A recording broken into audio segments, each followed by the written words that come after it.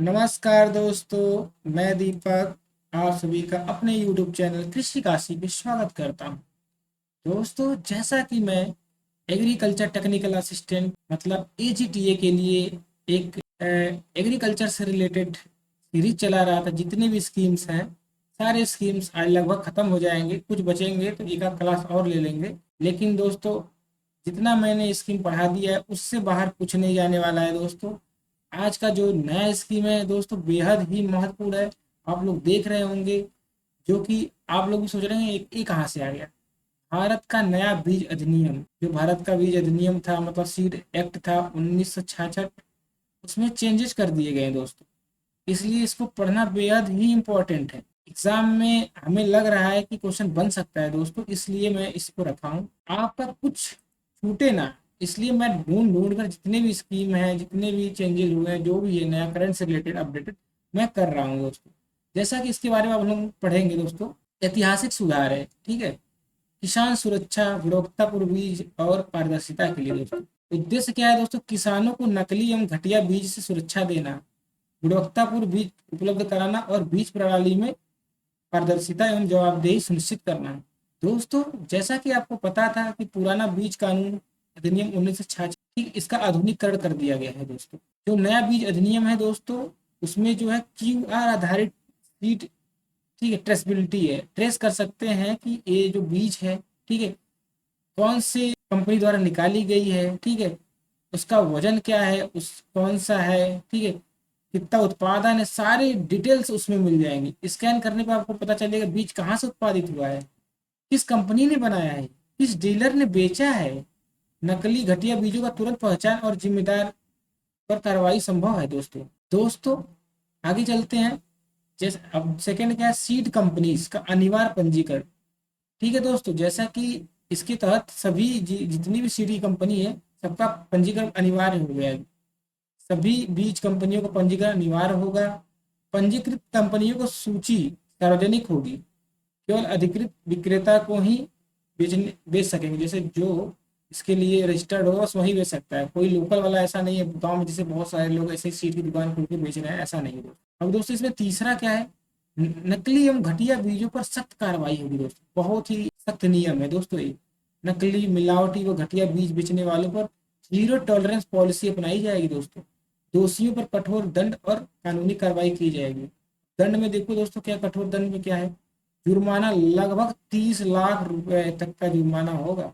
और कारावास का भी इसमें प्रावधान है, अधिकतम 3 वर्ष। पहले का जो 1966 कानून था, अधिकतम 500 रुपया जुर्माना था, जो कि बेहद ही कम था दोस्तों। कोई भी इसके तहत सीट बेचने लगता था, इसको क्या 500 जुर्माना देना है, कोई दिक्कत ही नहीं है दोस्तों। आगे चलते हैं दोस्तों। नया बीज अधिनियम जो 2026 है, कुछ अन्य महत्वपूर्ण बातें हम लोग जानते हैं दोस्तों। जैसे पारंपरिक बीज सुरक्षा प्रणाली, किसान अपने बीज स्वयं बो सकते हैं। इसमें ये बात है कि उस किसान अपना बीज स्वयं बो सकता है, ठीक है।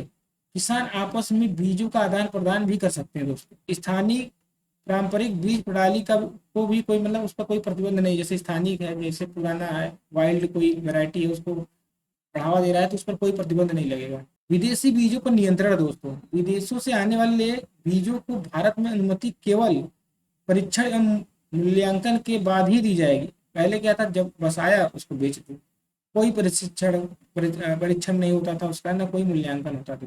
भारतीय अनुसंधान संस्थान ICR एवं कृषि विश्वविद्यालय और भारतीय कंपनियों को प्राथमिकता दी जाएगी इसमें। दोस्तों, किसानों के लिए जागरूकता अभियान, विकसित कृषि संकल्प अभियान के तहत व्यापक जागरूकता फैलाया जाएगा। देश के साथ साथ जो कृषि विज्ञान केंद्र KVK हैं प्रेजेंट टाइम में, किसानों को, ठीक है, बीज गुणवत्ता चयन एवं शिकायत निवारण की जानकारी देंगे। 8 राज्यों के अधिकार सुरक्षित, कृषि राज्य सूची का विषय है दोस्तों। जो एग्रीकल्चर है ये राज्य स्टेट सब्जेक्ट है। जैसे 3 सब्जेक्ट होते हैं, पॉलिटिक पढ़ेंगे, एक सेंट्रल लिस्ट होता है, कंकरेंट लिस्ट होता है समवर्ती, और एक स्टेट लिस्ट होता है। तो ये स्टेट लिस्ट में मतलब राज्य के विषय है, राज्य इस पर कानून वगैरह बना सकते हैं। राज्यों का अधिकार यथावत रहेंगे, क्योंकि जो एग्रीकल्चर है वो स्टेट का सब्जेक्ट है दोस्तों। केंद्र केवल समन्वय करेगा, कार्यान्वयन जो है राज्य सरकार के सहयोग से होगा दोस्तों। आधुनिक कानून, आधुनिक प्रणाली, इसका तो मेन वो है, थीम है। पुरानी बीज अधिनियम 1966 तकनीक और डेटा सिस्टम विहीन युग का कानून था। ठीक है दोस्तों, अब जो है अब जवाबदेही इसमें तय की जाएगी अगर कोई भी गड़बड़ी होगी। अब दो अंतर देख लेते हैं दोस्तों, जो पुराना कानून था अब नया कानून था दोस्तों, इसका अंतर क्या है। जैसे क्या है दोस्तों कि अंतर में तो ज़्यादा नहीं, कुछ थोड़ा सा डिफरेंस है। जुर्माना इसमें 500 बस लगता था जुर्माना, इसमें अगर पकड़े जाने में 30 लाख तक का जुर्माना लगेगा दोस्तों। इसमें कारावास का कोई प्रावधान नहीं था दोस्तों, इसमें अधिकतम 3 वर्ष तक। ट्रेसेबिलिटी, इसमें कोई ट्रेसेबिलिटी नहीं, किस कंपनी ने निकाला, कैसा है, कौन सा बीज है, कुछ भी मिक्स करके दे दिया है। लेकिन इसमें क्यूआर कोड रहेगा, उसके आधार पर आप ट्रेस कर सकते हैं किस कंपनी ने, किस फार्मर ने, किस यूनिवर्सिटी कहाँ से प्रोड्यूस हुई, सब कुछ पता चल जाएगा। कंपनी का पंजीकरण इसमें अनिवार्य नहीं था, इसमें कंपनी का पंजीकरण जो है अनिवार्य कर दिया गया है। निगरानी प्रणाली जो था सीमित निगरानी थी, अब पूर्ण डिजिटल निगरानी एवं पारदर्शिता है, पूरा डिजिटल। बीज गुणवत्ता का नियंत्रण कम प्रभावी, अब तो कठोर मानक एवं सख्त कार्रवाई होगी इस पर। ठीक है, तो जो ऊपर पढ़े हैं दोस्तों वो उसी का 60 है, लोग देख लीजिएगा। किसानों के लिए लाभ क्या होगा, जैसे नकली घटिया बीज सुरक्षा उनको मिल जाएगी, उनको गुणवत्तापूर्ण बीज मिलेगी जिससे उत्पादकता में वृद्धि होगी, ठीक, उत्पादन में, और आर्थिक नुकसान से बचा जा सकता है इससे। ठीक है, और विश्वसनीय कंपनियों का विश्वास बढ़ेगा जिससे दोस्तों। ठीक है, ये बहुत ही इंपॉर्टेंट है दोस्तों।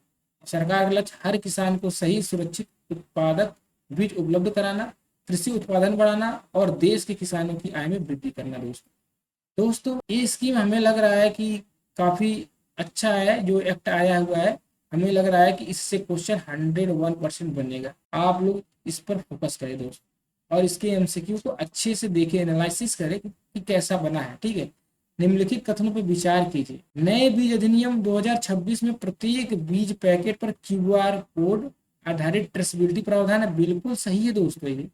ठीक है दोस्तों, क्यूआर कोड के माध्यम से बीज उत्पादन कंपनी विक्रेता की जानकारी प्राप्त की जा सकती है, बिल्कुल सही दोस्तों। क्यूआर कोड का उद्देश्य नकली एवं घटिया बीजों की पहचान करना, बिल्कुल सही दोस्तों। इसमें तीनों सही होंगे, 1 और 2 और 3। नेक्स्ट क्वेश्चन हम लोग चलते हैं दोस्तों। ठीक है, नेक्स्ट क्वेश्चन है नए बीज अधिनियम 2026 के संबंध में निम्नलिखित कथनों पर विचार कीजिए।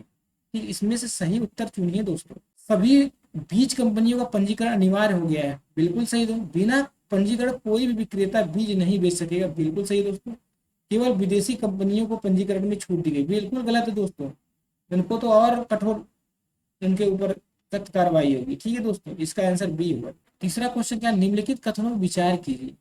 नया बीज अधिनियम जो 2026 किसानों द्वारा पारंपरिक बीजों के आदान प्रदान पर प्रतिबंध लगाता है, नहीं दोस्तों, उसको तो बढ़ावा दे रहा है, ये गलत है दोस्तों। किसान अपने स्वयं के बीज का उपयोग एवं आदान प्रदान जारी रख सकते हैं, ये सही है दोस्तों। स्थानीय पारंपरिक बीज, ठीक है दोस्तों, प्रणाली को सुरक्षित रखा जाएगा, ये भी ठीक है। इसका आंसर होगा 2 और 3 दोस्तों। अगला क्वेश्चन पे हम लोग चलते हैं दोस्तों। नए बीज अधिनियम 2026 के अनुसार निम्नलिखित कथनों पर विचार कीजिए।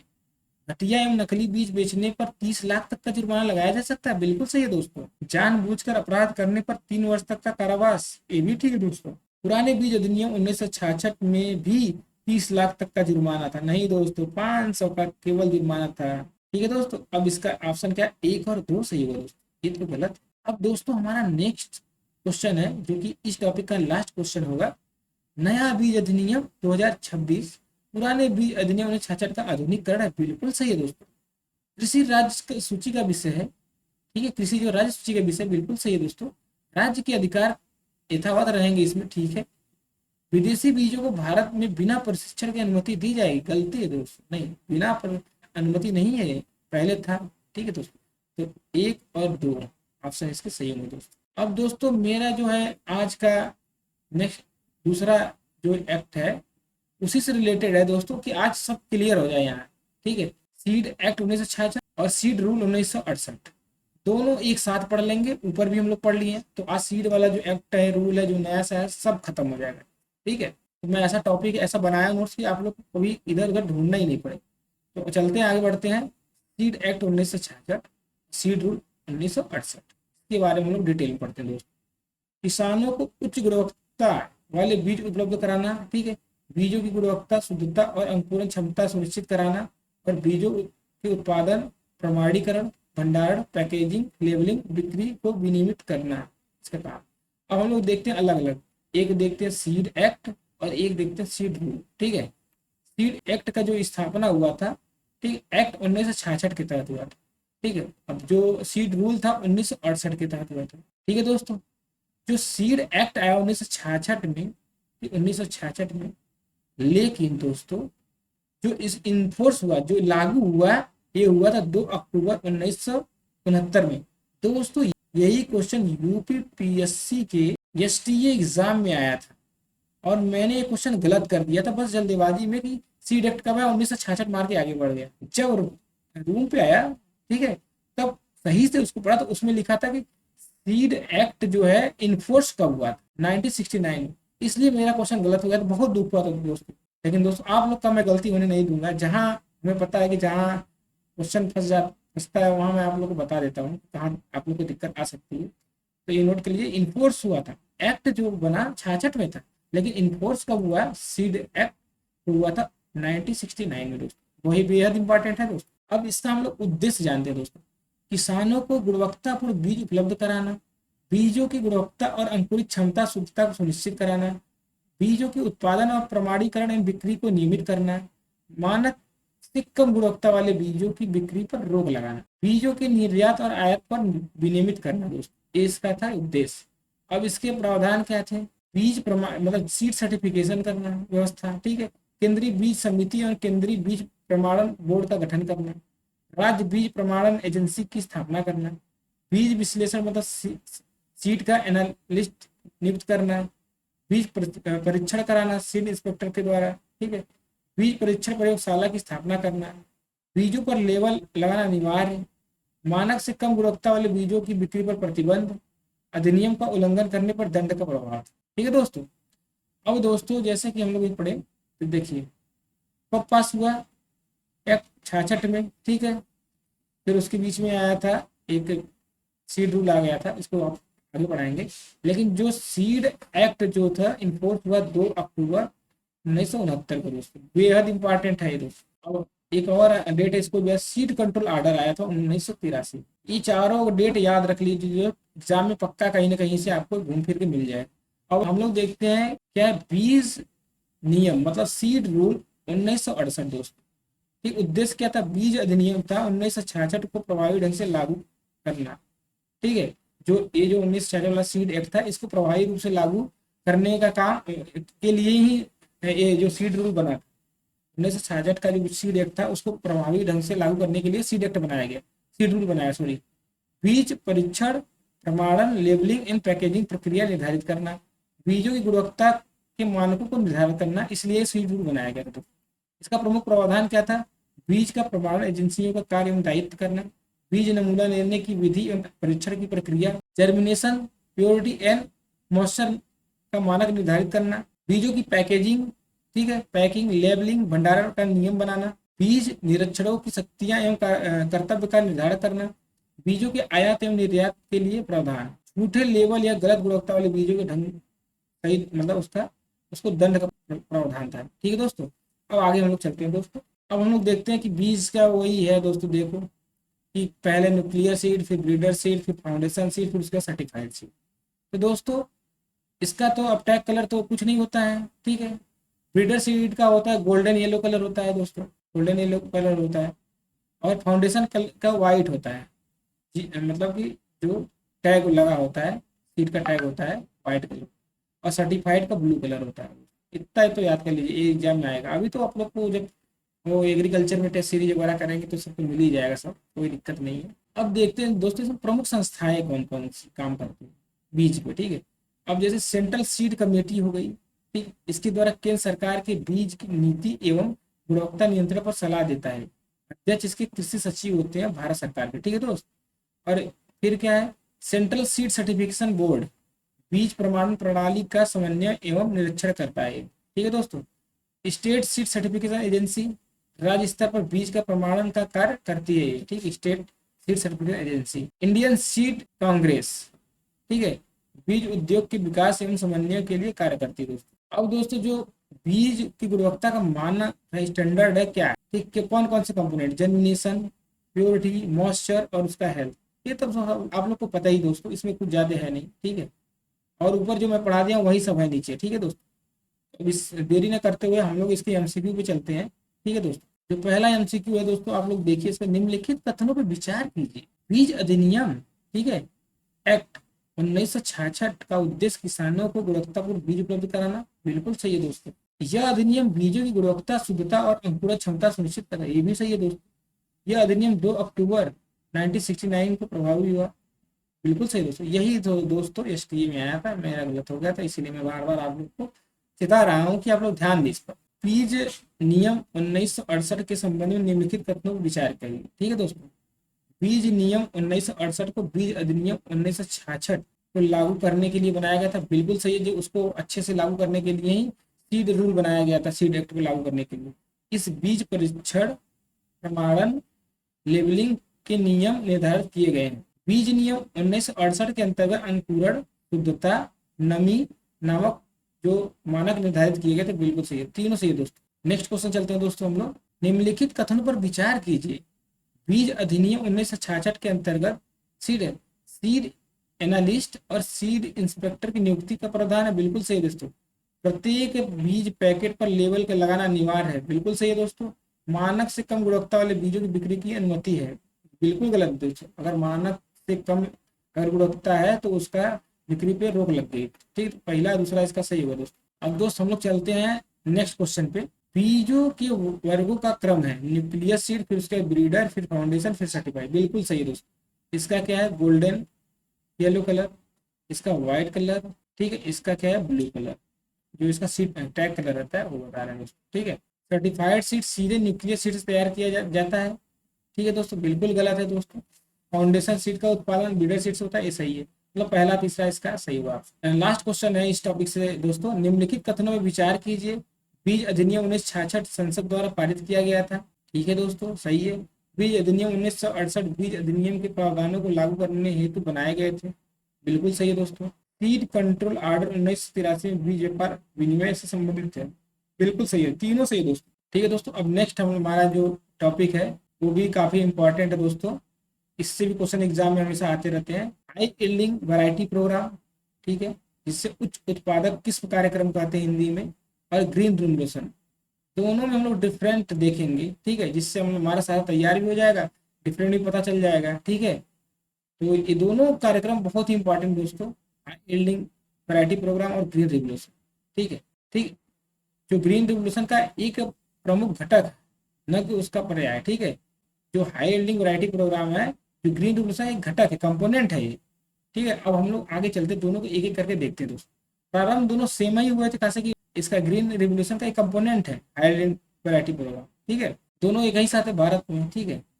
अब सिफारिश किसके द्वारा की गई थी इसका, तो एम एस स्वामीनाथन समिति के द्वारा, ये भी एम एस स्वामीनाथन समिति के द्वारा, ठीक है।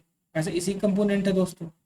प्रमुख उद्देश्य इसका था जो हाई यील्डिंग वैरायटी प्रोग्राम का उच्च उत्पादक वाला हाई यील्डिंग वैरायटी बीजों का प्रसार करना। जो ग्रीन रेवोल्यूशन का जो प्रमुख उद्देश्य था, कृषि उत्पादन में समग्र वृद्धि एवं खाद्यान्न में आत्मनिर्भरता लाना, ठीक है दोस्तों। स्वरूप क्या है, यह एक कार्यक्रम है, ठीक है, यह एक व्यापक क्रांति है, कृषि क्रांति थी, ठीक है दोस्तों। इसका दायरा था केवल हाई यील्डिंग वैरायटी बीज तक सीमित था, इसका दायरा बहुत बड़ा था। हाई यील्डिंग बीज था, सिंचाई, उर्वरक, कीटनाशक, मशीनरी, एमएसपी और ऋण प्रदान, लोन, ये सब बहुत ज्यादा इसका था, दायरा बहुत बड़ा था। मुख्य फोकस था उच्च उत्पादक बीज, इसका क्या है, आधुनिक कृषि तकनीकों का समेकित करना, मतलब उपयोग करना अच्छे से। मुख्य फसलें क्या थी दोस्तों, गेहूं और धान। इसका प्रारंभ में गेहूं और धान के बाद अन्य फसलें भी इसके अंदर समाहित हो गई दोस्तों। कार्यान्वयन क्षेत्र का क्या था, किस क्षेत्र में ज्यादा, चुनिंदा सीमित क्षेत्रों में इसको लागू किया गया था, लेकिन जो ये था पंजाब, हरियाणा और पश्चिमी उत्तर प्रदेश दोस्तों, ये जरूर याद करना कि जो ग्रीन रिवोल्यूशन हुआ था उत्तर प्रदेश के किस क्षेत्र में हुआ था, ठीक है, तो पश्चिमी क्षेत्र में। ऐसे भी पूछ सकता कि जो ग्रीन रिवोल्यूशन था, ठीक है, उत्तर प्रदेश के किस एग्रो क्लाइमेटिक जोन में हुआ था, ठीक, तो वेस्टर्न वाला आप लोग याद कर लीजिएगा दोस्त, वही वाला आंसर मारिएगा। प्रभाव क्या था, हाई यील्डिंग वैरायटी बीजों का विस्तार करना, इसमें क्या था, खाद्यान्न उत्पादन में अभूतपूर्व वृद्धि एवं आत्मनिर्भरता, प्रकृति के हरित क्रांति का एक भाग है, ये अनेक कार्यक्रमों के समेकित एक परिणाम है, ठीक है दोस्तों। अब दोस्तों आगे चलते हैं, देखते हैं जो हाई यील्डिंग वैरायटी प्रोग्राम का मुख्य तत्व क्या था, 66 में हुआ, ठीक, उच्च उत्पादक किसानों के बीजों के प्रसार के लिए, गेहूं धान के लिए, वही सब जो है हम लोग पढ़े हैं वही सब।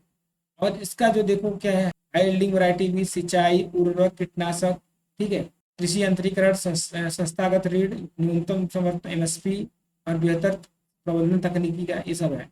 सब वही जो ऊपर जो मैं पढ़ा दिया उस नीचे है दोस्तों। ठीक है, तो हम लोग देरी न करते हुए दोस्तों अब इसके एमसीक्यू चलते हैं, जो कि इम्पॉर्टेंट है, अपने आपके एग्जाम के पॉइंट ऑफ व्यू से बहुत ज़्यादा इंपॉर्टेंट दोस्तों। तो पहला क्वेश्चन हम लोग देखते हैं इस टॉपिक से। निम्नलिखित कथनों पर विचार कीजिए दोस्तों। उच्च उत्पादक किस्म कार्यक्रम जो है, हाई यील्डिंग वैरायटी प्रोग्राम जो है, भारत में 1966-67 में प्रारंभ हुआ, बिल्कुल सही है दोस्तों। हाई यील्डिंग वैरायटी प्रोग्राम का मुख्य उद्देश्य उच्च उत्पादक किस्म के बीजों का प्रसार करना था, बिल्कुल सही दोस्तों। ठीक, और हाई यील्डिंग वैरायटी प्रोग्राम में सिंचाई, उर्वरक, कृषि यंत्रीकरण जैसे घटकों का समान महत्व दिया गया, नहीं दोस्तों। हमारा जो high yielding high yielding variety program था उसमें बस केवल हाई यील्डिंग वैरायटी को प्रमोट किया गया, उसी पे मतलब फोकस किया गया था। ठीक है, तो तीसरा गलत है दोस्तों, ये जो है ये तो ग्रीन रिवोल्यूशन का है। ठीक है दोस्तों, इसलिए एक और दो ही सही होंगे इसमें। अब दोस्तों अब हम लोग दूसरा क्वेश्चन देखते हैं। हरित क्रांति के संबंध में निम्नलिखित कथनों पर विचार कीजिए। हरित क्रांति का उद्देश्य खाद्यान्न उत्पादन में वृद्धि करना, बिल्कुल सही दोस्तों। हरित क्रांति केवल एल्डिंग वैरायटी बीजों का उपयोग तक सीमित थी, नहीं दोस्तों। उसमें क्या था, फर्टिलाइजर था, इरिगेशन अच्छा फैसिलिटी था, ठीक, इंसेक्टिसाइड, पेस्टिसाइड, टेक्नोलॉजी का यूज, ठीक, लोन, क्रेडिट, बहुत सारे चीज थे दोस्तों। ठीक है, तो इसलिए गलत है। हरित क्रांति में सिंचाई, उर्वरक, कीटनाशक, कृषि यंत्रीकरण को बढ़ावा देना, ये सही है। एक और तीन आंसर इसका होगा दोस्तों। अब दोस्तों हम लोग चलते हैं तीसरा क्वेश्चन देखते हैं। निम्नलिखित कथनों में विचार कीजिए। हाई यील्डिंग वैरायटी प्रोग्राम हरित क्रांति का एक प्रमुख घटक कंपोनेंट है, बिल्कुल सही है दोस्तों। हरित क्रांति का व्यापक कृषि परिवर्तन रिवोल्यूशन थी, बिल्कुल सही है दोस्तों। हाई यील्डिंग वैरायटी प्रोग्राम एक एवं और हरित क्रांति दोनों समान अवधारणाएं हैं। ठीक है दोस्तों, तो ये समान अवधारणाएं नहीं है दोस्तों, ये गलत है। ठीक है, दोनों को अलग अलग धारणाएं थी। हम लोग चौथा क्वेश्चन देखते हैं दोस्तों। निम्नलिखित कथनों पर विचार कीजिए। भारत में हरित क्रांति के जनक डॉक्टर स्वामीनाथन माने जाते हैं, बिल्कुल सही है। माने क्या जाते हैं, वही है ही। विश्व में हरित क्रांति के जनक डॉक्टर नार्मरी ई बोरलाग, बिल्कुल सही है दोस्तों। ये भी हरित क्रांति का सर्वाधिक लाभ पंजाब, हरियाणा और पश्चिमी उत्तर प्रदेश को मिला, बिल्कुल सही है। इसमें दोस्तों तीनों सही है, एक दो तीन। अब लास्ट क्वेश्चन है इस टॉपिक से दोस्तों। हरित क्रांति के अंतर्गत न्यूनतम समर्थन मूल्य एवं संस्थागत ऋण जैसी संस्थाओं ने भी महत्वपूर्ण भूमिका निभाई, बिल्कुल सही दोस्तों। ठीक है, हाई यील्डिंग वैरायटी प्रोग्राम का मुख्य फोकस केवल उच्च उत्पादक किस्म के बीजों पर था, ये भी ठीक है दोस्तों, ये भी ठीक है। हरित क्रांति के प्रारंभिक चरण में गेहूं और धान प्रमुख फसलें थे, बिल्कुल सही दोस्तों। इसमें तीनों सही होगा दोस्तों। अब दोस्तों अब हमारा नेक्स्ट जो टॉपिक है आप लोग देख लीजिए, योजना आयोग एवं पंचवर्षीय योजनाएं। ये भी बेहद इंपॉर्टेंट टॉपिक है दोस्तों, जो कि एग्जाम में से डायरेक्ट क्वेश्चन आते हैं। ठीक है दोस्तों, तो पहले हम लोग योजना आयोग को खत्म करते हैं, फिर प्लानिंग कमीशन पे चलेंगे दोस्तों। ठीक है दोस्तों, जैसे योजना आयोग हम लोग चल रहे हैं दोस्तों, जैसे इसकी स्थापना, बहुत बच्चे एग्जाम में कंफ्यूज है कि योजना आयोग और प्लानिंग कमीशन। ठीक है, प्लानिंग कमीशन का स्थापना कब हुआ, योजना आयोग का कब हुआ, दोनों में अंतर नहीं कर पाते हैं, जिससे क्वेश्चन गलत हो जाते हैं दोस्तों।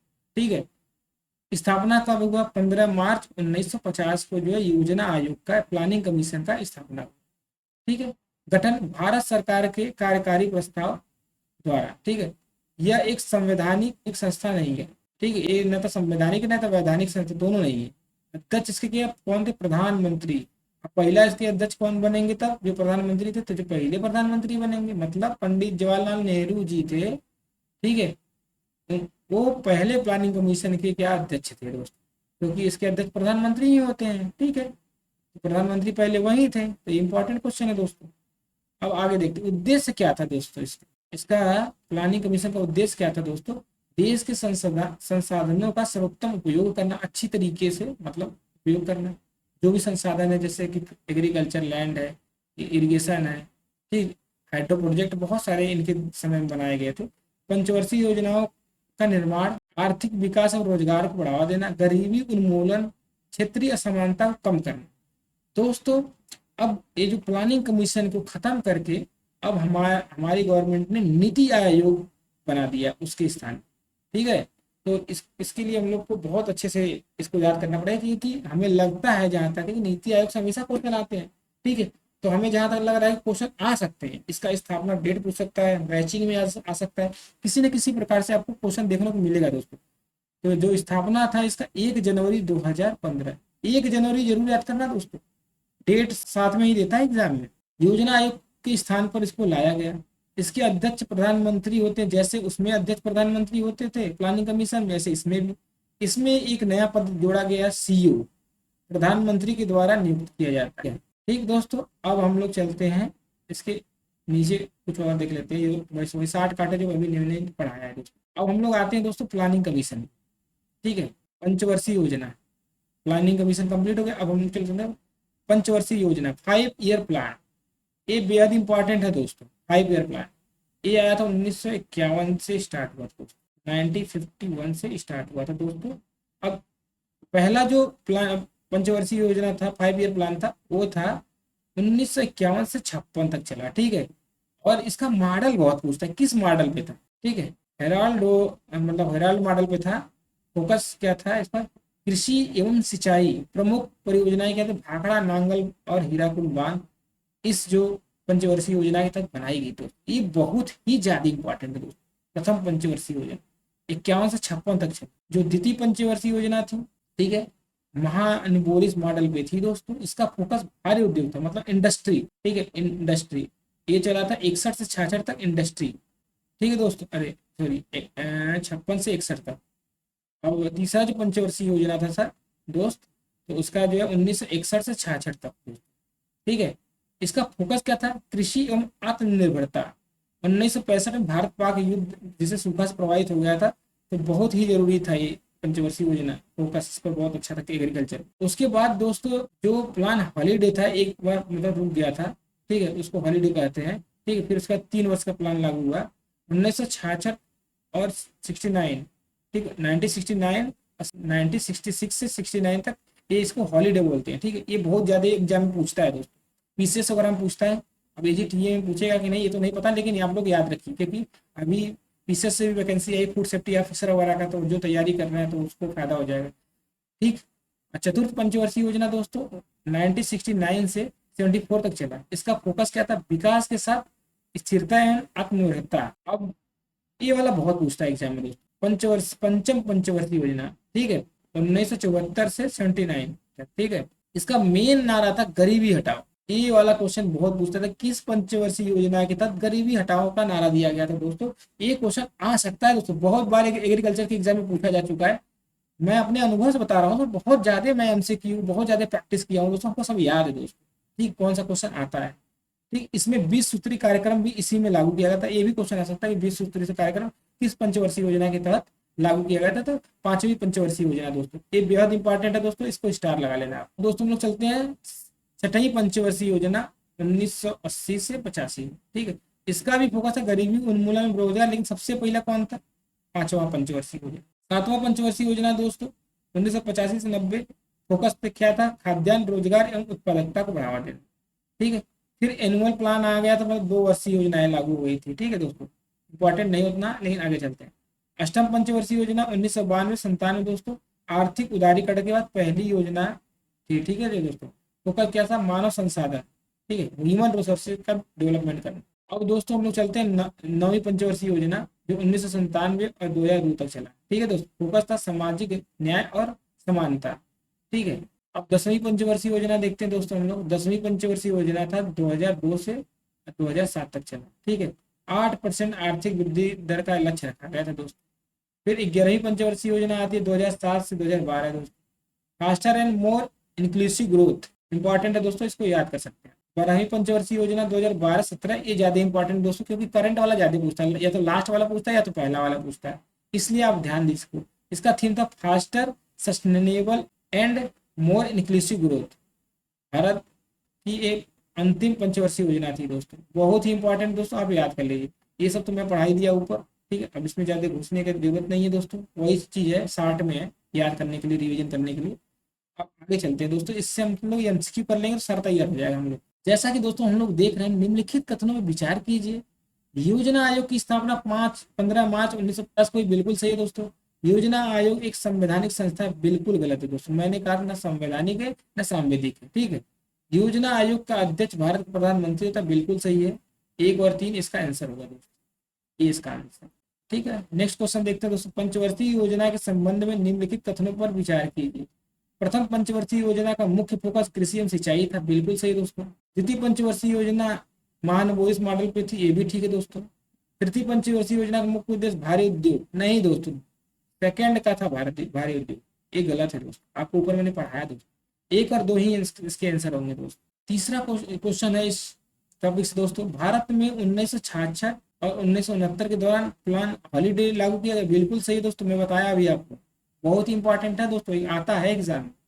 प्लान हॉलीडे के दौरान 3 वर्षीय योजनाएं लागू की थी, बिल्कुल सही है दोस्तों। 1990 से 92 के दौरान 2 वर्षीय योजनाएं लागू होती, ये भी ठीक है दोस्तों, तीनों सही है इसके, ठीक है दोस्तों। अब दोस्तों हम लोग चलते हैं नेक्स्ट क्वेश्चन। नीति आयोग के संबंध में निम्नलिखित विचार की गई। नीति आयोग का स्थापना 1 जनवरी 1915 को हुआ था, बिल्कुल सही है दोस्तों। इस योजना आयोग का स्थान लिया, बिल्कुल सही है दोस्तों। इसका उद्देश्य कोऑपरेटिव फेडरलिज्म, बहुत ज्यादा सरकारी सहकारी संघवाद, यही एग्जाम में आता है दोस्तों। अगर जैसे कठिन क्वेश्चन बनाएगा तो ये जरूर पूछेगा नीति आयोग क्या है, ठीक है। यह सहकारी संघवाद मतलब कोऑपरेटिव फेडरलिज्म एवं प्रतिस्पर्धी संघवाद है, ठीक, कॉम्पिटिटिव फेडरलिज्म को बढ़ावा देता है, बहुत ही ज्यादा इंपॉर्टेंट है दोस्तों। इसका ऑब्जेक्टिव एग्जाम में आ सकता है, इसलिए आप इसको याद करिए दोस्तों, आया भी है बहुत जगह। अब नेक्स्ट क्वेश्चन है इसका, जो इस टॉपिक का लास्ट क्वेश्चन, 5वां क्वेश्चन है दोस्तों कि 12वीं पंचवर्षीय योजना भारत का अंतिम पंचवर्षीय योजना है, बिल्कुल सही है।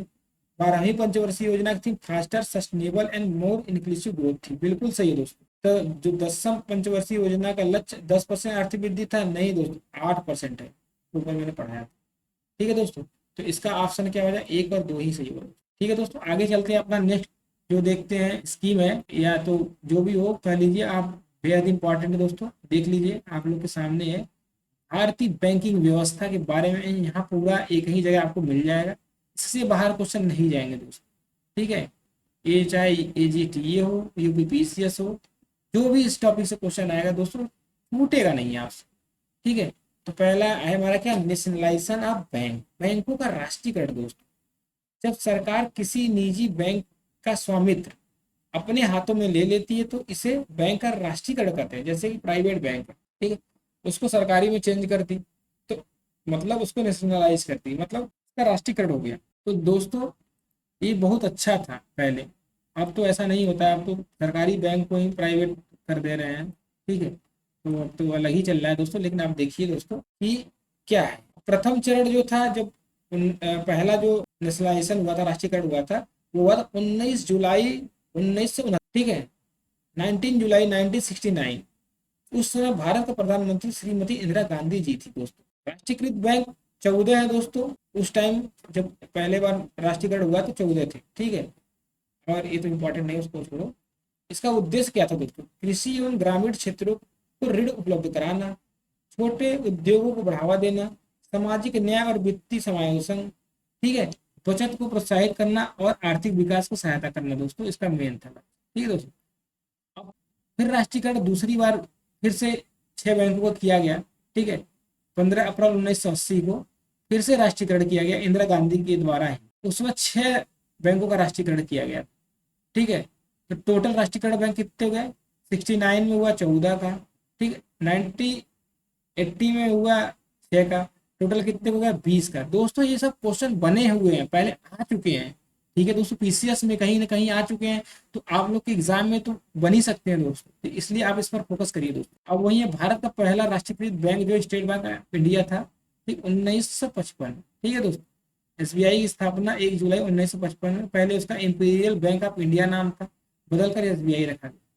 RBI का राष्ट्रीयकरण हुआ था दोस्तों 1 जनवरी 1949 को, इंपॉर्टेंट है RBI का, और 1 जुलाई 1900 इसका SBI को 1955 है दोस्तों, इंपॉर्टेंट है। RBI की स्थापना 1 अप्रैल 1935। अब एग्जाम में राष्ट्रीयकरण RBI का पूछ देता है, ठीक है दोस्तों, तो बच्चे 1 अप्रैल 1935 वाला आंसर मार देते हैं, नहीं, वो था 1 जनवरी 1949 को क्या हुआ था, उसका राष्ट्रीयकरण हुआ था। 1 अप्रैल 1935 को RBI की स्थापना हुई। RBI का जो हेडक्वार्टर है मुंबई में दोस्तों, ये आपको पता ही है, याद करने के लिए आपको पता है, 14 6 20 बैंक का राष्ट्रीयकरण किया था उस टाइम, ठीक है, 1969, फिर उसके बाद 1980 में, ठीक है, इस समय 14 किया था, फिर यहाँ 6, टोटल हो गए 20। अब दोस्तों हम लोग चलते हैं ग्रामीण बैंक, रीजनल रूरल बैंक, इससे भी क्वेश्चन बहुत बनते हैं दोस्तों एग्जाम में, इसलिए मैं इस टॉपिक को एक साथ ही रख दिया बैंकिंग का, अलग से आपको पढ़ना ही नहीं पड़े। ठीक है दोस्तों, ग्रामीण क्षेत्रों में कृषि, लघु सीमांत किसानों, ग्रामीण कारीगरों, स्वयं सहायता समूहों, सेल्फ हेल्प ग्रुप को और छोटे उद्यमियों को बैंकिंग एवं ऋण सुविधा प्रदान करने के लिए स्थापित किया गया था दोस्तों। अब स्थापना पूछता है एग्जाम में, 2 अक्टूबर 1975 को दोस्तों। अधिनियम कौन सा था? क्षेत्रीय ग्रामीण बैंक अधिनियम 1976। ठीक है। सिफारिश कौन किसने किया था? नरसिम्हम वर्किंग ग्रुप था, एक बनाया गया था, उनके द्वारा यह सिफारिश की गई थी। ठीक है दोस्तों, स्थापना तो आपको बता ही दिया। अब देखो स्वामित्व संरचना मतलब शेयर होल्डिंग पैटर्न, जैसे सेंट्रल का कितना शेयर है, ठीक है, और जो बैंक है उसका कितना शेयर है, ठीक है, आरआरबी के तहत जो बैंक है। फिर इसके बाद संबंधित राज्य सरकार का कितना शेयर है, तो देखो राज्य सरकार का 15% है, सेंट्रल गवर्नमेंट का जो है भारत सरकार का 50% है, और जो बैंक है स्पॉन्सर बैंक है उसका 35% दोस्त। इसका उद्देश्य क्या है? ग्रामीण क्षेत्रों में बैंकिंग सुविधाओं का विस्तार करना, कृषि एवं ग्रामीण विकास को ऋण उपलब्ध कराना, वित्तीय समावेशन मतलब फाइनेंशियल, ठीक है, इंक्लूसिव ग्रोथ को बढ़ावा देना, ग्रामीण बचत को प्रोत्साहित करना और स्वरोजगार एवं छोटे उद्योगों को बढ़ावा देना दोस्तों। इसका नियम और पर्यवेक्षण कैसे होता था? कौन करता है? आरबीआई करता है, ठीक है, और नाबार्ड दोनों मिलकर करते हैं दोस्तों। ठीक है। अब मुख्य लाभार्थी कौन है दोस्तों इसमें? ठीक है, लघु एवं सीमांत किसान, भूमिहीन कृषक श्रमिक, ग्रामीण कारीगर, स्वयं सहायता समूह और सूक्ष्म लघु उद्यमी। ठीक है दोस्तों, अब वही आरआरबी के बारे में पूरा है जो मैंने ऊपर पढ़ाया है दोस्तों, ये भी है उसका याद करने वाला। 50, 35, 15 मतलब सेंट्रल 50, जो बैंक है वो 35 और 15 स्टेट शेयर करती है। ठीक है दोस्तों, अब सब मैं पढ़ाई दिया हूँ दोस्तों। अब चलते हैं इससे रिलेटेड हम लोग एमसीक्यू देखते हैं। निम्नलिखित कथनों पर विचार कीजिए दोस्त। भारत में 14 प्रमुख बैंकों का राष्ट्रीयकरण 19 जुलाई 1969 को किया गया। बिल्कुल सही दोस्तों। 1969 में बैंक राष्ट्रीयकरण के समय भारत प्रधानमंत्री मोरारजी देसाई नहीं दोस्तों, इंदिरा गांधी जी थी। ठीक है, इंदिरा। ठीक है दोस्तों, आगे चलते हैं दोस्तों। क्षेत्रीय ग्रामीण बैंक के संबंध में निम्नलिखित कथनों पर विचार कीजिए। उपरोक्त में से कौन सा कथन सही है दोस्त? आरआरबी की स्थापना 2 अक्टूबर 1975 को, बिल्कुल सही है। रीजनल रूरल बैंक की स्थापना की सिफारिश नरसिम्हम कार्यदल, बिल्कुल सही है दोस्त। आरआरबी का नियामक भारतीय रिजर्व बैंक और वो क्या बोलते हैं नाबार्ड दोनों है, तो ये भी ठीक है, तीनों सही है दोस्तों। अब तीसरा क्वेश्चन है दोस्तों, 19 मतलब मैचिंग करने के लिए नहीं कौन सा कथन मैच सही किया। 19 जुलाई 1969 को 14 बैंकों का राष्ट्रीयकरण हुआ, बिल्कुल सही है। 15 अप्रैल 1980 को 6 बैंकों का, ये भी ठीक है। 2 अक्टूबर 1975 को आरआरबी की स्थापना, तीनों सही है दोस्तों, तीनों ट्रू है। ठीक है दोस्तों, तो इसका तीनों सही है। इस टॉपिक से चौथा क्वेश्चन है दोस्तों कि जो क्षेत्रीय ग्रामीण बैंक है, रीजनल रूरल बैंक है, शेयर इसका कितना है? ठीक है, तो 50, 35, 15 ये पहले ही बता दिए, तो 50 सेंट्रल का, ठीक है, 35 जो बैंक रहेगा उसका, और 15 जो रहेगा ये स्टेट का शेयर है दोस्तों। अब दोस्तों हम लोग चलते हैं इसका लास्ट क्वेश्चन इस टॉपिक से। निम्नलिखित कथनों पर विचार कीजिए। भारतीय रिजर्व बैंक का राष्ट्रीयकरण 1 जनवरी 1949 को हुआ। ठीक है दोस्तों। State bank of India Bharat का पहला राष्ट्रीयकृत बैंक है, बिल्कुल सही है दोस्तों। ठीक है। एसबीआई की स्थापना 1 जुलाई 1955 को हुई, बिल्कुल सही है दोस्तों, इसमें सभी सही है। ठीक है दोस्तों, आगे बढ़ते हैं। अब दोस्त अब सारे स्कीम आज के खत्म हो गए दोस्तों। आपको बताइएगा कैसा लगा मेरा ये प्रयास आप लोगों के लिए। दोस्त मैं बहुत मेहनत करके आप लोगों के लिए नोट्स बनाता हूँ। मैं सोचता हूँ कि कैसे आपको इतना मतलब रिफाइन कंटेंट दे, ठीक है, इतना रिफाइन कंटेंट दे कि मतलब कि आपका सिलेक्शन मतलब हो जाए। हमारे टॉपिक हमारा जो पढ़ाने का शैली है, ठीक है, कैसा लगा आप लोग को, आप लोग बताइए। हमें जहाँ तक उम्मीद है कि इससे बाहर कुछ नहीं जाएगा। ठीक है, जिस प्रकार से मैं नोट्स बनाया हूँ आप लोग को समझा दिया हूँ, अगर आप लोग रिवीजन कर लेंगे तो आप लोग बेहतर मार्क्स गेन करेंगे। और दोस्तों एक चीज़ मैं अनाउंस करने जा रहा हूँ आप लोग के लिए, बहुत ही अच्छा चीज़ अनाउंस कर रहा हूँ दोस्तों। 1 जुलाई, ठीक है, 2026 को मेरे हाथों द्वारा या मेरी कमेटी द्वारा, जो मेरा एक ग्रुप है, ठीक है, मैं और अनमोल सर और मेरे सारे दोस्त जो बीएचयू के हैं सब मिलकर एक टेस्ट ऑर्गेनाइज करा रहे हैं। फ्री टेस्ट रहेगा आप लोग के लिए, एजीटीए के लिए एकदम फ्री टेस्ट प्रोवाइड कराऊंगा, एकदम खतरनाक तरीके से बनाया हुआ। मतलब वो टेस्ट सीरीज जो लगा लेगा वो भी कहेगा कि नहीं हाँ ऐसे क्वेश्चन तो आ ही रहे हैं आज का ठीक है। तो मेरे टीम के द्वारा बनाया गया है, मैं और अनमोल सर मिलके बनाए हैं, बहुत ही अच्छी टेस्ट सीरीज है। 1 जुलाई को लॉन्च होगा, आप लोग जरूर उसमें इन्वॉल्व हो। ठीक है, इन्वॉल्व होने के लिए आपको क्या करना होगा, मेरे टेलीग्राम चैनल से या व्हाट्सएप चैनल से ग्रुप है। ठीक है, मेरे जो कृषि काशी चैनल है इसी नाम से एक टेलीग्राम ग्रुप है और एक व्हाट्सएप ग्रुप है, दोनों में कहीं भी जुड़ जाएंगे तो उसमें आपको सूचना मिल जाएगी। और मैं कंटिन्यू हम लोग आप लोग के लिए टेस्ट सीरीज 1 हफ्ते में 7 दिन के गैप देके कराते रहेंगे और अच्छे टेस्ट सीरीज कराएंगे। आप लोग कंपेरिजन कर लेना, जो मार्केट में आपको पेड टेस्ट सीरीज मिलेगी और मेरा जो फ्री टेस्ट सीरीज रहेगी, आप लोग मिला लीजिएगा, जमीन आसमान का फर्क होगा। जो मैं बनाया हूँ बाबाजी बिल्कुल नहीं, आप जब देंगे तो आप कहेंगे नहीं यार सर तो बहुत अच्छा कंटेंट बनाए हैं, बहुत ही मेहनत करके बनाए हैं दोस्तों। इसलिए आप लोग प्लीज़ उस टेस्ट को दें। ठीक है, उसका मैं पूरा बता दूंगा स्ट्रक्चर कैसे कैसे होगा, कब होगा, कितने टाइमिंग देंगे, हमारे बेस्ड होगा कि ऑनलाइन ही हो जाएगा, मैं सब बताऊंगा दोस्तों। ठीक है दोस्तों, आज के लिए इतना ही, नमस्कार।